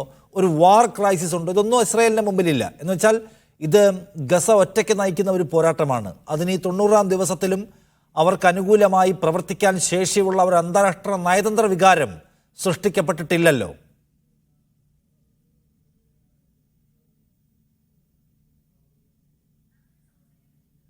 അവസാനം പറഞ്ഞത് ഞാൻ ശരിക്കും കേട്ടില്ല. എന്നാലും ഞാൻ ആദ്യത്തെ പാട്ടിന് ഞാൻ ഉത്തരം പറയാം. അന്താരാഷ്ട്ര തലത്തിൽ ഇസ്രായേലിനെ സംബന്ധിച്ചിടത്തോളം there is a lot of pressure coming from various angles. അതിൽ ഒന്നാമതായിട്ട് ഇതിനെ പറഞ്ഞു കഴിഞ്ഞാൽ യൂറോപ്യൻ രാജ്യങ്ങളിൽ പലതും ഇൻക്ലൂഡിങ് ഫ്രാൻസ്, തുടക്കത്തിൽ ഇസ്രായേലിന്റെ കൂടെ നിന്നവരൊക്കെ ഇപ്പോൾ ഇമാനുവൽ മാക്രോൺ പറയുന്നതടക്കം they are way out of Israel is going much more than doing all sort of atrocities in Gaza than what is required എന്നുള്ള രൂപത്തിലേക്ക് മാറി. കഴിഞ്ഞ എല്ലാ UN റെസൊല്യൂഷനിലും വെരി ഫ്യൂ കൺട്രീസ്, അമേരിക്ക ഒഴിച്ച് ബാക്കിയുള്ളവരെല്ലാവരും ഈ സീസ് ഫയറിനും അല്ലെങ്കിൽ ഹ്യൂമാനിറ്റേറിയൻ പോസ്റ്റിനും വേണ്ടി അനുകൂലിച്ച വോട്ട് ചെയ്തു. പക്ഷേ ഇത്രയും അധികം പ്രഷർ ഉണ്ടായിട്ട് ഇസ്രായേലിന് അതൊന്നും അത് പുല്ലുവിലക്കെടുത്തിട്ട് തള്ളിക്കളഞ്ഞുകൊണ്ട് യുദ്ധം കൊണ്ട് മുമ്പോട്ട് പോകുകയാണ്. കാരണം നേരത്തെ ഡെലിഗേറ്റ്സ് പറഞ്ഞ മാതിരി ഈ ഗാസയിൽ ഇത്രയും ഡിസ്ട്രക്ഷൻസ് നടത്തിയിട്ടുണ്ടെങ്കിലും അവരുടെ ഒരു ഡിറ്ററൻസ് കേപ്പബിലിറ്റി അവർ എത്രത്തോളം കാണിച്ചു എന്നുള്ളത് പറയാൻ വയ്യ. ഒരു മെഷറബിൾ ഔട്ട്കമോ ഒരു സക്സസ്ഫുൾ ഫാക്ടർ കാണിക്കാൻ പറ്റിയിട്ടില്ല. അതുകൊണ്ടാണ് റീജിയണൽ കോൺഫ്ലിക്റ്റിൽ റീജിയണൽ വാറിലേക്ക് ഓരോ രാജ്യങ്ങളെയും പ്രൊവോക്കേറ്റ് ചെയ്ത് വലിച്ചു നീട്ടുന്നത്. അത് നയതന്ത്രപരമായിട്ട് ലബനോനും ഹിസ്ബുള്ളയും ഇറാനൊക്കെ ഏകദേശം വിട്ടുനിൽക്കുന്നു. അവർ വാറിലേക്ക് വരില്ല എന്ന് ചോദിച്ചു കഴിഞ്ഞാൽ സാധ്യത കുറവാണെന്നുള്ള ഇപ്പൊ പറയാൻ പറ്റുള്ളൂ. അതിന് പല കാരണങ്ങളുണ്ട്. ഒന്നാമതായിട്ട് നൈബറിംഗ് കൺട്രീസിൽ പല രാജ്യങ്ങളും ഇസ്രായേലിനായിട്ട് ഒരു പീസ് ട്രീറ്റ് ഉണ്ട്. Jordan will not go to war. ഈജിപ്തിന് പീസ് ട്രീറ്റ് ഉണ്ട്. ആൻഡ് സിറിയ ഈസ് അവരുടെ ഇന്റേണൽ കോൺഫ്ലിക്റ്റ് കാരണം അവർ തകർന്നു കിടക്കുകയാണ്. ലെബനോനെ സംബന്ധിച്ചിടത്തോളം Hezbollah has its military power is much more than the Lebanon government military പവറിനെക്കാളും കൂടുതലാണ് ഹെസ്ബുള്ളന്റെ power. So Hezbollah will do the proxy war. Iran doesn't want to get directly involve. കാരണം അപ്പൊ അമേരിക്ക ഇൻവോൾവ് ആവുന്നുള്ള ഒരു കാരണം കൊണ്ടാണ് അതിന് വേറൊരു പ്രത്യേക നാശനഷ്ടം വരാനുണ്ട്. അപ്പൊ ആ ഫോക്കസ് ഗാസയിൽ നിന്ന് മാറി വലിയൊരു രൂപത്തിലാകുമ്പോൾ അത് ഇസ്രായേലിന് അനുകൂലമായി മാറും. പക്ഷെ ഇപ്പോൾ ഗാസ ഒറ്റയ്ക്ക് നയിക്കുന്ന ഒരു യുദ്ധം തന്നെയാണത്. And they are fighting to their death എന്ന് വേണമെങ്കിൽ പറയാം. ആ resistance is in its maximum capability എന്നുള്ളൊരു രൂപത്തിലേക്ക് എത്താം. ഇതിലൊരു കാര്യം, എത്രത്തോളം കാലം ഈ ഹമാസിന് ഈ റെസിസ്റ്റൻസും കൊണ്ട് മുമ്പോട്ട് പോകാൻ പറ്റും എന്നുള്ളതാണ്. കാരണം കുറച്ച് കഴിയുമ്പോഴേക്കും അവരുടെ they will run out of ammunition, they will run out of food, അങ്ങനത്തെ ഒരുപാട് പ്രശ്നങ്ങളിലേക്ക് അവർ വഴുതി വീണ്ടുകൊണ്ടിരിക്കും. പക്ഷെ 3 മാസത്തോളം അവർ പിടിച്ചു നിന്നു. അതാണ് ഇസ്രായേലിന്റെ തന്ത്രവും. കാരണം that is why they are restricting food, water, medical എല്ലാ സപ്ലൈയും റെസ്ട്രിക്ട് ചെയ്യാനുള്ള വേറൊരു കാരണം തന്നെയാണ്. ഒരൊറ്റ എക്സാമ്പിളോട് ഞാൻ പറഞ്ഞുതരാം. ഐ മീൻ UN ഈ December 22 ലാസ്റ്റ് UN റെസൊല്യൂഷൻ വരുന്നത്. ആ ലാസ്റ്റ് UN റെസൊല്യൂഷനിൽ വരുന്നത് there is no cessation of ഹോസ്റ്റിലിറ്റീസോ അല്ലെങ്കിൽ വെടിനിർത്തലോ അല്ലെങ്കിൽ ഒരു പോസ് ഫോർ ബോംബിംഗ് ഒന്നുമില്ല. കൂടുതൽ ഹ്യൂമാനിറ്റേറിയൻ എയ്ഡ് എത്തിക്കണം എന്ന് മാത്രമേ ഉള്ളൂ. ആ കൂടുതൽ ഹ്യൂമാനിറ്റേറിയൻ എയ്ഡ് എത്തിക്കാനുള്ള ആ ലാസ്റ്റ് UN റെസൊല്യൂഷൻസ് അത് December 22 പാസ്സായതിനു ശേഷവും the limited goods are only coming. അതിന് വേറൊരു വലിയൊരു കാരണം എന്താണെന്ന് വെച്ച് കഴിഞ്ഞാൽ ഇത് ഈ ഗുഡ്സ് ഇൻസ്പെക്ട് ചെയ്യുന്നത് ഇൻസ്പെക്ഷൻ അതോറിറ്റി അതായത് സ്റ്റിൽ ലൈസ് വിത്ത് ഇസ്രായേൽ. അതിന് മാറ്റാൻ വേണ്ടിയിട്ട് UN റെസൊല്യൂഷൻ സമയത്ത് ഒരുപാട് ഡിസ്കഷൻ നടന്നെങ്കിലും US-ഉം ഇസ്രായേലും കളഞ്ഞിട്ട് ഈ ഇസ്രായേലിന് അന്ന അധികാരം കൊടുത്ത് ഈ ഗുഡ്സ് വരുന്ന ഇൻസ്പെക്ട് ചെയ്യാനുള്ളത് അവരും കൂടി ഇൻസ്പെക്ട് ചെയ്ത് സാറ്റിസ്ഫൈ ചെയ്യാൻ മാത്രമേ വരുള്ളൂ. അപ്പൊ UNRWA ഏജൻസീസ് പറയുന്നതെന്ന് വെച്ച് കഴിഞ്ഞാൽ ഒരു big truck with lot of containers in that one, lot of pallets. ഈ ഇസ്രായേലിന്റെ inspection process it's so delayed. അത് കഴിഞ്ഞ് ഗാസ എന്നിലേക്ക് കടക്കുന്നതോടുകൂടി 4-5 പെല്ലറ്റ്സ് ആയിട്ട് മാത്രം ചുരുങ്ങുന്നു. അപ്പൊ ആ distribution the quantity of the food and quantity of humanitarian supplies is decreasing very much. അതിന് പ്രധാന കാരണം they want to put the people on a diet.